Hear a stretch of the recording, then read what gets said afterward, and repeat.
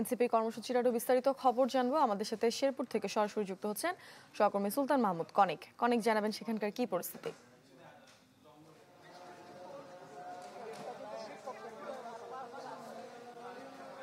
মূর্ছনা, এনসিপির যে আজকের যে কর্মসূচি সেখানে নেত্রকোনায় ছিল দুপুরের সময়, সেখানে বক্তৃতা শেষে এখন বর্তমানে এনসিপির নেতাকর্মীরা শেরপুর জেলায় অবস্থান করছে এবং এই কিছুক্ষণ আগে শেরপুর শহরের যে স্কুল মোড় থেকে শেরপুর শহরের রাস্তা প্রদক্ষিণের জন্য পদযাত্রার জন্য নেতাকর্মীরা এই মাত্র পদযাত্রা শুরু করেছেন। কিছুক্ষণ পরে এখানে মোড়ে যে পথসভা, যে সমাবেশ, সেই সমাবেশে তারা মিলিত হবেন এবং শেরপুরবাসীর উদ্দেশ্যে তারা বক্তৃতা করবেন।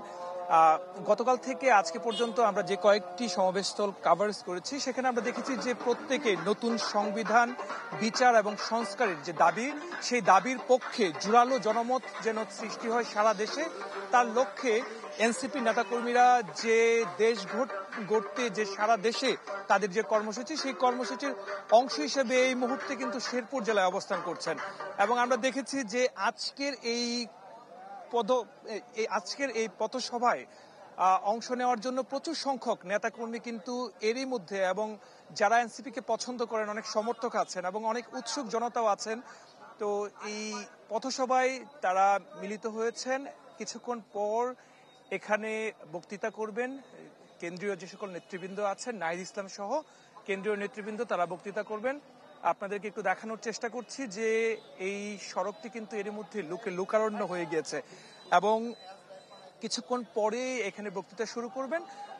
যে কথাটি বারবার উঠে এসেছে যে সেটি হচ্ছে যে গণপরিষদ গঠনের মাধ্যমে হলেও অন্তত পক্ষে নতুন সংবিধানের পক্ষে জুলাই সনদ বাস্তবায়ন, বিচার এবং সংস্কার, এই কার্যক্রমটি যতক্ষণ পর্যন্ত না শেষ হবে ততক্ষণ পর্যন্ত মানুষের যে জনমত গঠনের জন্য যে কাজ করা দরকার, নতুন দল হিসেবে তৃণমূলকে সাংগঠনিকভাবে শক্তিশালী করার জন্য তাদের যে মিশন নিয়ে তারা যে যাত্রা শুরু করেছেন, সেই যাত্রার অংশ হিসেবে আজকে তারা এখানে অবস্থান করছেন।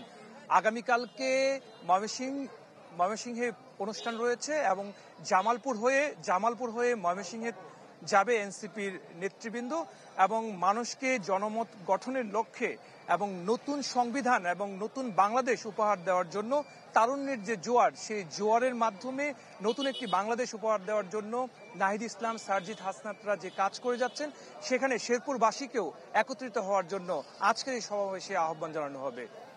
মূর্ছনা। কনিক, আপনাকে ধন্যবাদ। দর্শক, শেরপুরে এনসিপির সমাবেশের সবশেষ খবর জানাতে আমাদের সাথে যুক্ত হয়েছিলেন সহকর্মী সুলতান মাহমুদ কনিক।